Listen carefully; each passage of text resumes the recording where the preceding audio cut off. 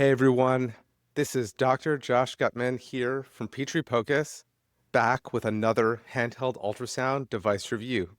Today, we're taking a look at the U-Lite Pro from Sonoscanner. The name is new to you, that's understandable. Sonoscanner is a French ultrasound company that's been around since 2003 and has a significant footprint in Europe. They're now starting to expand in the US, and I was excited to get my hands on their device. And quick note, this video is sponsored by Sonoscanner, but as always, this review is entirely independent. They don't see or influence the content, and all opinions are my own. Now, here's what makes this device stand out. Every handheld I've reviewed so far has one key similarity. They all rely on the phone or tablet as their screen. Sonoscanner does something completely different. The screen is built in. The probe is hardwired to its own monitor. So you might be thinking, why would I want another screen when I already have a phone in my pocket? And that's a fair question, and let me give you a few reasons. First, phone screens get small fast, especially when your eyes aren't what they used to be. Many clinicians prefer a tablet anyways, but carrying a tablet means carrying a second device. It's just one more thing to misplace. More importantly though, a dedicated screen solves a major barrier I've seen in hospitals. Despite the clear advantages of handheld ultrasound, some health systems resist adopting them because phones are easy to lose, or because IT and cybersecurity teams don't want patient data anywhere near personal devices, and they can't vet every clinician's phone. Not sure I agree, but it's sometimes a reality. A dedicated hospital-owned handheld with an integrated screen sidesteps all of these concerns, and Sonoscanner fits that niche perfectly. You may also wonder whether having a built-in screen makes the unit heavy. I wondered the same thing, but surprisingly, the U-Lite Pro weighs only 600 grams, so really lighter than it looks. It's not a fanny pack friendly or scanny pack friendly, but the shoulder case they include is actually easy to carry around, even across a busy emergency department. And having a dedicated screen means the company can maximize on image quality, and honestly, they delivered. This is some of the best image quality I've seen in a handheld, and you'll see that for yourself in the demos and the pathology clips later in the video. So let's take a look at the device itself. You've got the screen here with the probe connecting out of the side, like this. What's clever here is you don't swap entire probes, just snap the head of the transducer on and off. Easily comes off, putting another transducer on. And that makes modality changes fast and portable. And on the side, you've got your USB port. If you want to download images directly, you have an HDMI output for teaching on a larger display, and the charging port right there.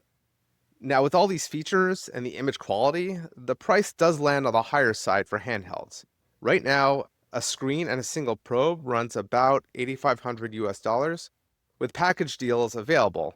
It's high for an individual, but absolutely within range for hospital purchases, especially hospitals that require institution-owned devices. Let's take a look at some of the probes that are included.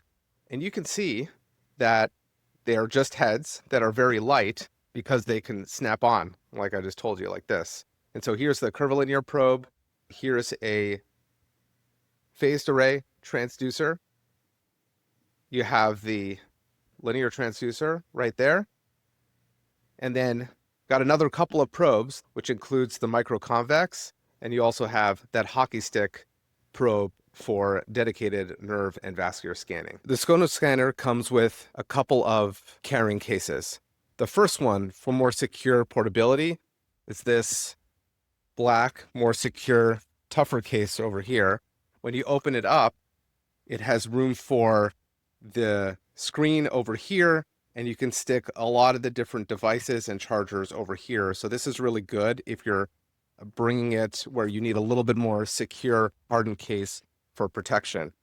If you're carrying it around in a single place, then you can use the shoulder sack that it comes with.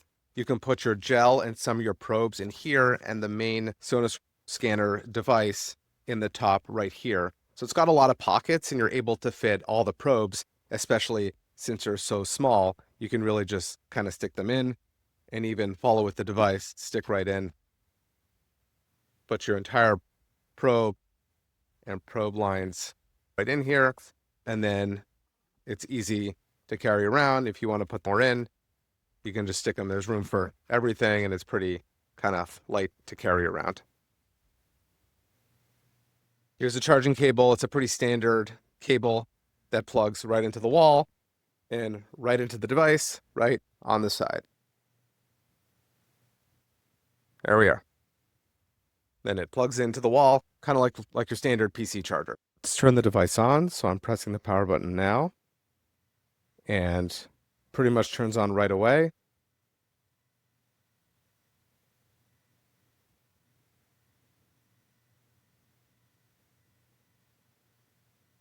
And we're ready to scan. Put on no patient, and there we go. Now let's get into the scanning. So orienting you to the screen a little bit, you have the no patient, select patient, and new patient. So if you just go to no patient because you want to start scanning, before we get into the actual scanning, I'm going to show you when you press pause, some of the different features that are on the screen, the settings, etc. You have the P over here in the corner, which stands for presets. So you can use the different presets. Right now it's on cardiac. And then you can go back to that main screen. If you're on scan, you won't see that top section over there next to the P, but if you pause, we'll see that top section. And you can go into the settings where you can look at your specific settings based on the user, open specific setting and change it. Here is where you can export and connect wirelessly or via Bluetooth to another system. Right now doing this video, I'm connected to an iPad via USB direct connection. So there's different ways to do that, but you can go on and connect to the Wi-Fi through there. I think getting around the machine is not so easy, meaning getting from the settings and finding the specific settings you want and changing things. It takes a little bit of getting used to. So I'd say when you get the machine, take some time to play with it. The image quality is worth it, but it is not super intuitive. If you press next to the P, those 9 dots, that get you to some of the advanced scanning, bladder, vascular access stuff, some cardio. But once you get into that, on the cardiac advanced settings, and to get back to the regular can be a little tough. Here we'll go back to default heart, but you still have that echo mode in the background. But I'll say for basic scanning, what I used on a daily basis when I use this just to go ahead and scan, it was actually fairly easy and I barely had to do any adjustment. What you see here when you get on the scanning screen is you have in the middle of the left side, you have the depth marker in blue and you have the gain in the white. And in the bottom left, you have a wheel, which gives you some modes that you may want to change into, color, Doppler, M mode, and you can actually turn the wheel to get some more modes in there. And that'll change as we press more buttons to give you exactly what you'll need. Let's start abdominal scanning. Let's start in the right upper quadrant. Here's a nice picture of the gallbladder. You can see that it really looks nice. You can really delineate it very well. Here it is at short axis. Let's look more at the liver. Here's a liver parenchyma, which what I really like about this machine, and it's as good as the cart machines and really seeing the homogeneity, the parenchymal image quality and resolution is just fantastic. If I want to change the depth here, I can change the depth in the corner, in the blue bar over there, and the gain, and go up and down as I want. If I wanted to auto gain in the top left, where that Sonoscanner symbol is, I can press auto gain and it'll auto gain for me. If I want to turn on color, there's color. I can change the box size. And you can see the color quality is really excellent. You can really see the hepatic veins really nicely. I see Morrison's patch really nicely. And I also see the anterior pole of the kidney or the pericardial gutter right there. So here's a great image. I would have to pause because this actually saves retrospectively. So let's say I fanned through the image right here and I'm ready to save that clip. I can press pause. And when I press pause, I can either save an image by just pressing the save button there. I can save a clip by folding down the save button, then pressing Cine, and they'll save that retrospectively. But if I wanted to add text, I can do that. I can have one of the preset texts over here or add a free text that says right upper quadrant. And then I can move that around over there. If I wanted calipers, for example, to measure anything, I wouldn't need that for a fast exam, but if I wanted calipers, I can put on calipers. And then you see that the wheel then changes to what I would need for calipers. So I want to set there. I want to go next. I want to move this around. Then I can save it. I set that. Once I set it, I can then save there and I can go back to scanning. So what's cool is that the wheel actually changes to have what you need when you need it. Here's the left upper quadrant. There's a spleen that you can see really nicely. I'll show you the diagram.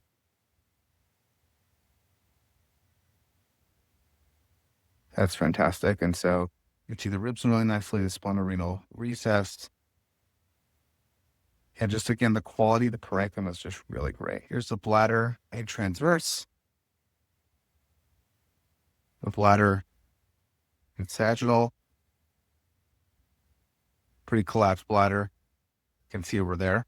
And if I wanted to do an auto bladder calculation, it has the ability to do that. So if I press pause and there's these 9 dots here right next to the P, if I do that, I can go to bladder advanced and you can change the settings. There's 2D, 3D, and manual. I'm going to just go ahead and do the 2D because I really like that one. You just find your bladder, you press pause, then touch a point inside the bladder. And if you don't like that, and say, okay, let me redo that and get a better view of the bladder. And here's an image of the bladder. And then it can get you what you need. So you can validate and you can always save that. So let's move on to lung scanning. And this is using just a general abdominal mode because some people like myself like to use the general abdominal mode. Here's the right side of the lung. So you can see the pleura really nicely shimmering and you can also see the A lines. You can change the depth if you'd like. And then if you press the P button up here in the corner, you can get it to the different settings you can use. So if I choose lung, here's what that looks like. And so you can see the pleura a little bit better as the harmonics are turned off and the A lines a little bit better. And you can change the depth to what you like. And I can slide up and down like so. I am more of a kind of a general abdominal guy. So I'm going to turn back to that. We go to the lung base to see the diaphragm there. You can see it nicely that there's no pleural effusions over there. And I can go up into the lung parenchyma up there. I can show you what that looks like on the lung preset. And that's what that looks like right there. You can see the pleural line nicely. It looks like some of the cart-based machines. If you like for lung, the microconvex transducer, here's what that looks like. And so it's preferred by a lot of intensivists to really take a great look at the lung and the pleura. It has a smaller footprint than the curvilinear transducer, so it really gets in nicely, and you can see the quality over there. That was in the general mode. I can go specifically to the lung mode, and you can see how nicely that looks. If you look at a lot of lungs and really want to get a sense of what the pleura is doing, you can see it shimmering over there. Now we have the phased array transducer for the heart. If you've been following my videos, you know I don't have a great parasternal lung axis, but we'll do our best. Here's a view of the lung axis.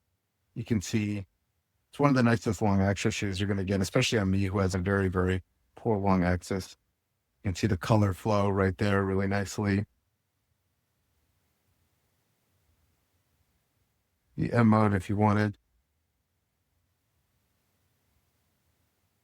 A little small, but still sufficient for interpretation. Save. Go back to scanning. Here's the aortic valve really nicely. One of the best quality views, especially on me, was bad parasternal views. Here's an apical 4-chamber view. Let's take the depths down. You can see all 4 chambers. There's a 5-chamber view. We can put color on. And you can see the flow really perfectly and nicely. So if I wanted to save that, I can just pause, hold down, trace the semi-loop. Let's turn the color off. Let's look at the Doppler mode. So it's got both continuous wave and pulse wave. So if I'll do pulse wave Doppler, can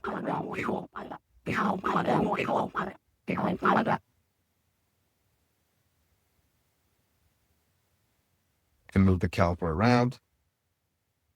If I wanted to do continuous wave Doppler, for example, on the right side, I take the Doppler and move it over and press my continuous wave. And I can go back and scan. Let's look at the subxiphoid.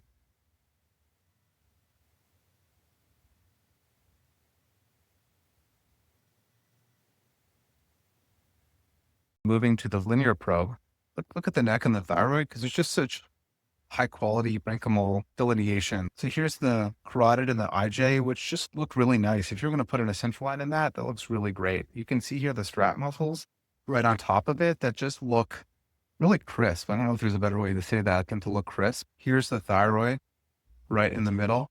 I'm looking right at the isthmus, and you have the right lobe and the left lobe. And I don't even have to change the gain. I'll change the depth a little bit just to bring it a little bit more into focus.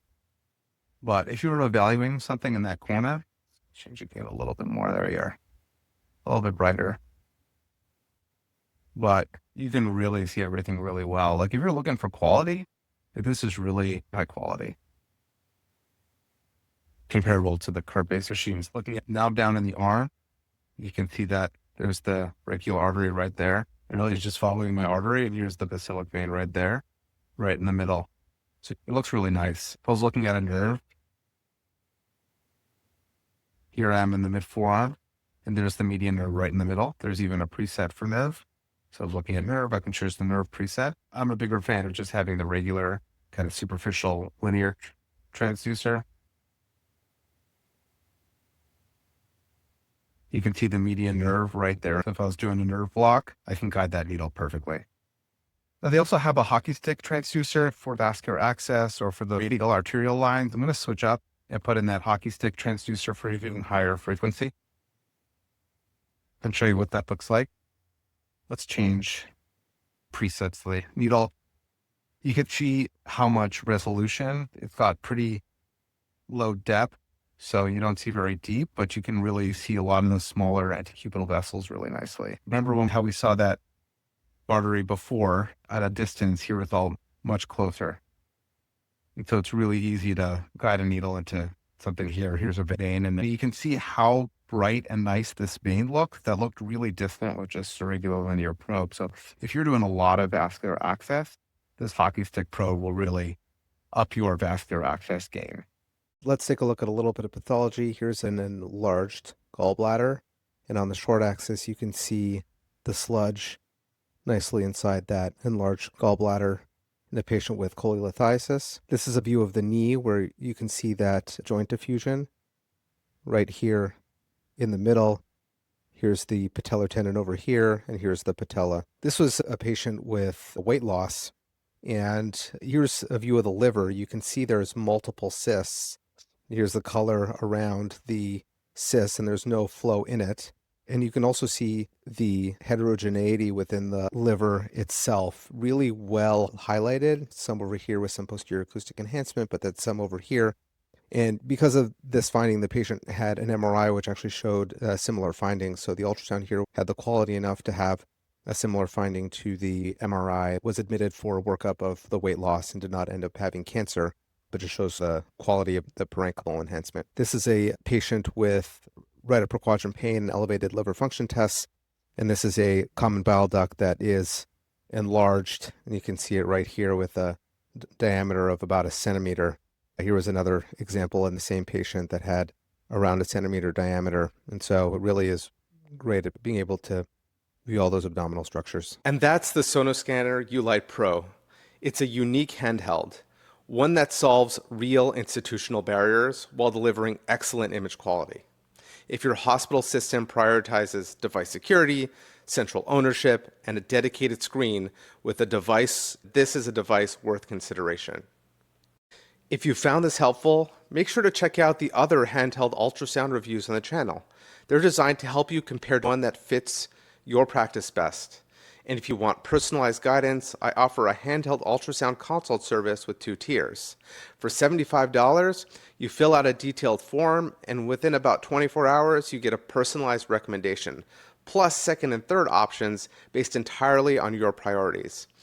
And for $250, a full white glove experience. You have a form and a one-on-one meeting with me, walking through every option with introductions to device representatives and help all the way through purchase. When you're spending thousands of dollars on a device with no return policy, even a modest investment in guidance goes a long way. You don't want to make the wrong decision. You can find both options at peachtreepocus.com/handheld. Thanks for watching, and I'll see you in the next video.